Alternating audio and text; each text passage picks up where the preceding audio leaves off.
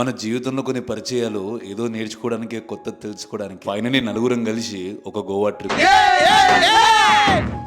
మీరు మీరు నుంచి మన స్నేహ గీతం ఏరా ఏరాలోకి మారే ఈ చిన్న లైన్ తోనే ఒకరికొకరం ఎంత కనెక్ట్ అయినామో చెప్పొచ్చు. ఇక గోవాలో దిగంగానే లోకేష్ ఎయిర్పోర్ట్ వచ్చి పికప్ చేసుకున్నాడు. వీడియోస్ మీద ఎక్కడా ఫోకస్ లేదు. ఈ 3 రోజులు అన్ని మర్చిపోయి ఓ కొత్త ఎనర్జీయే ఫామ్ అయింది. ఇది కేవలం అవసరం కోసం తెచ్చుకున్న బంధం కాదు, అలా జరిగిపోయింది అంతే. ట్రావెలింగ్ ఒక మనిషి ఎనర్జీని రీక్రియేట్ చేస్తుంది. అరే దీనికోసమైనా కష్టపడాలి రాబాయ్ అనే ఫీలింగ్ వస్తుంది. కార్తిక్ ని చూస్తే ఒక యంగ్ ఎక్సైట్మెంట్, అరే ఇంకా ఆయన గురించి తెలుసుకోవాలి రాబాయ్ అని అనిపించే దిలీప్, అరే లైఫ్ లో ఇంకొంచెం కష్టపడాలి రాబాయ్ అని అనిపించడానికి సార్. నేనైతే నా జీవితంలో ఒక 10 ఏళ్ళ వెనక వెళ్ళిపోయినా. అసలు ఒక సంవత్సరంన్నర పట్టింది ఆ దిలీప్ బాబు మన ఇద్దరం ఎంత క్లోజ్ కావడానికి. ఈ నేసే పంచ్ డైలాగులు మామూలుగా ఉండవు. వెకేషన్ కి వెళ్ళారు కదా, అసలు అక్కడ ఏం చేసిర్రు అని అడిగిరు కాబట్టి ఉన్న ఒక 10 వీడియోలకి ఎంచి ఒక రీల్ చేస్తున్నా. ఈసారి ట్రిప్ వేస్తే మాత్రం ఒక మంచి బ్లాగ్ తోనే వద్దాం. ఇట్లా వీడియో చూస్తున్నప్పుడు ఓడో ఒక దోస్తు కూడా గుర్తొస్తాడు కదా, ఇట్లా మనం కూడా ట్రిప్ వేద్దాం రాబాయ్ అని ట్యాగ్ చేయండి. గోవాకి ఎన్నోసార్లు వెళ్ళినా కూడా ఈ ట్రిప్ అయితే చాలా చాలా స్పెషల్.